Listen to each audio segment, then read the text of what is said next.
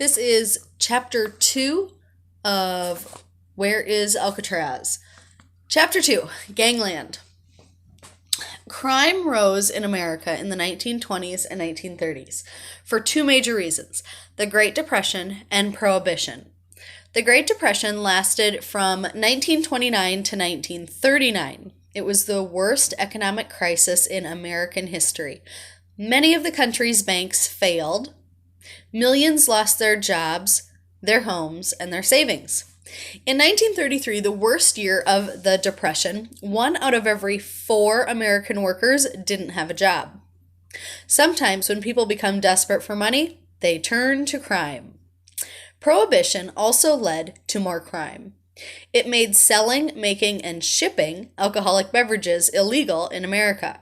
Prohibition was the law of the land from 1920 to 1933. But many Americans still bought liquor illegally. Gangs of organized criminals known as the mob controlled much of the buying and selling of illegal alcohol. The mob had been around in America since the late 1800s. It was an organized crime ring that operated in big cities across the country.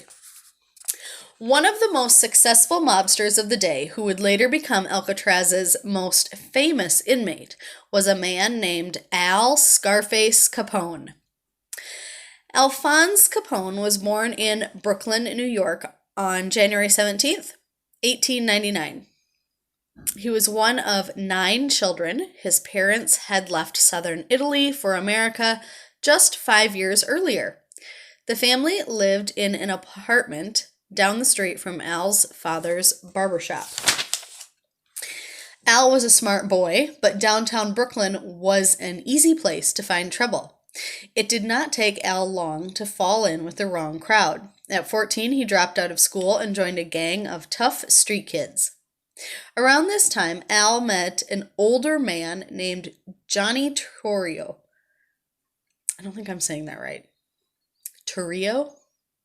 Johnny was an important New York City crime boss. He took Al under his wing. Johnny showed Al that it was important to lead a quiet life at home, even if he made money through crime. For a while, though, Al held down legal jobs. He worked at a bookbinding factory and a bowling alley. After Al got married in 1918, he worked as an accountant, handling money for a construction company. People in the neighborhood knew Al Capone to be a good man and a leader. Then Johnny Torrio, I'm still pronouncing that wrong, introduced Al to Frankie Yale. He was a gangster who owned a bar in Brooklyn. Al soon joined Frankie's gang. Frankie was a different kind of teacher. Unlike Johnny, Frankie Yale taught Al about using violence to get what you wanted. When Al got into a fight at Frankie's bar one night, his left cheek was slashed with a knife or razor blade. That's what gave him his nickname, Scarface. Meanwhile, Johnny Torrio moved to Chicago. When Prohibition became law in 1920, he started bringing liquor in from Canada and selling it in the States. This was called bootlegging. Soon, Johnny invited Al to move to Chicago and help him run things, and Al said yes. By the mid-1920s, the liquor was flowing freely in the Windy City. More than 1,000 gangs ruled Chicago's streets. It was a violent and bloody time. After someone tried to kill Johnny Torrio, he decided to move to Italy for a while. That left Al to run the business. Money poured into his pockets.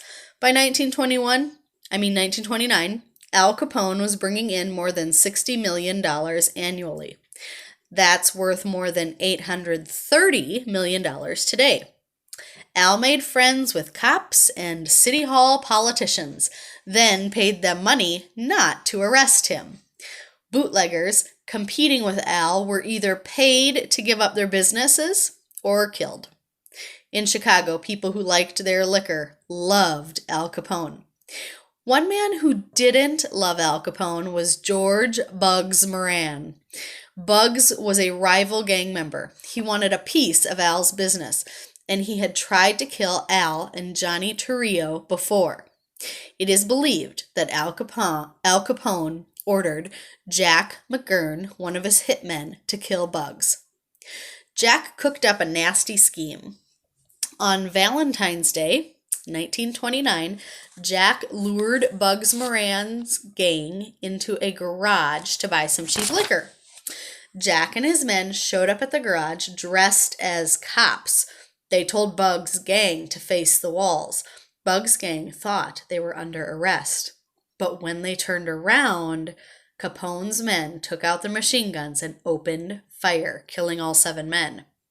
This bloody event came to be known as the St. Valentine's Day Massacre. Bugs Moran survived. He had never gone into the garage. Al was more than 1,000 miles away at his home in Miami Beach, Florida. That was the plan.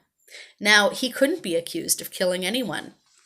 But the St. Valentine's Day Massacre turned the public against Al Capone. He was named Public Enemy Number 1 by the Chicago Crime Commission, a group of concerned citizens who thought he was the worst gangster in Chicago. It took until 1931, but Al Capone was finally charged with a crime, failing to pay his taxes. He was found guilty and sentenced to 11 years in prison. Al Capone served 2 years at the federal prison in Atlanta, Georgia. Federal prisons are for criminals who have committed a federal crime.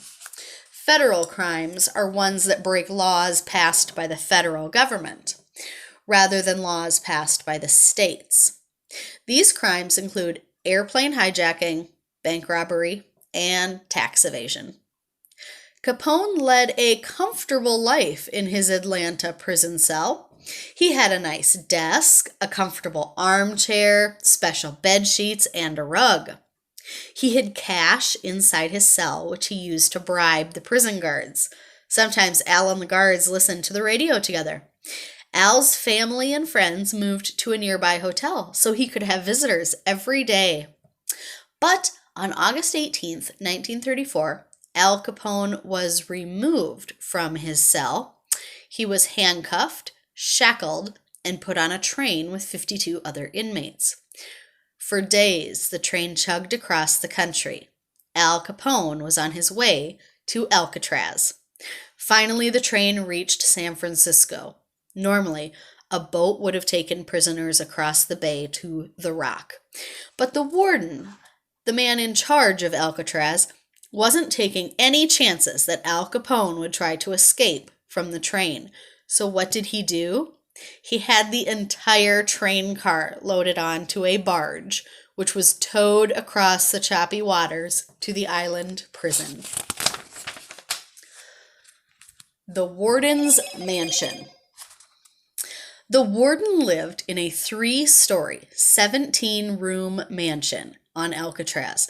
The house offered beautiful views of San Francisco, and after it opened in 1937, the famous Golden Gate Bridge. The mansion also featured lush gardens and a greenhouse, which were cared for by an inmate. Most of the mansion burned in 1970, but its remains can still be seen today. Besides the warden's mansion and the cell house on Alcatraz, there were other buildings.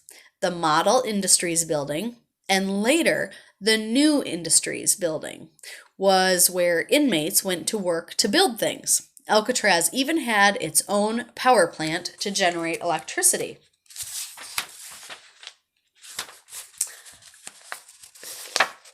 This page about the warden and his house, I'm not talking about much of this yet in this book, but when we get to our whole class novel that we're going to read about a person who lives inside of this house at Alcatraz. That's when we'll talk more about that. Okay, back to the story. Alcatraz had been a federal prison for less than a year. Now it became home to the most famous gangster in the country. Al Capone, public enemy number 1, was now known simply as 85 AZ, Alcatraz's 85th civilian prisoner. Warden James A. Johnston made the rules here, and according to the warden, Alcatraz was minimum privilege, maximum security. That means his life isn't going to be cushy anymore like it was before. Here on the Rock, there would be no talking, one visitor per month, and absolutely no bribery. Al once said, "It looks like Alcatraz has got me licked." Other famous Alcatraz inmates. George Machine Gun Kelly was nicknamed for his favorite weapon, the Thompson submachine gun.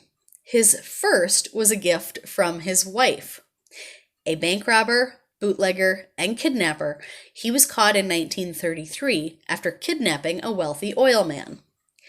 Elvin Creepy Karpus was called Creepy because of his evil-looking grin. He teamed up with brothers Fred and Doc Barker and their mother, Ma Barker, to form a gang that has become famous for deadly bank robberies. Creepy Karpus was captured and served longer than any other man at Alcatraz, almost 26 years. Robert Stroud, known as the Birdman of Alcatraz, raised and studied hundreds of birds while imprisoned in Kansas. He even published a book called The Diseases of Canaries in 1933. He was moved to Alcatraz in 1942, but he had to leave his birds behind. That is the end of chapter 2.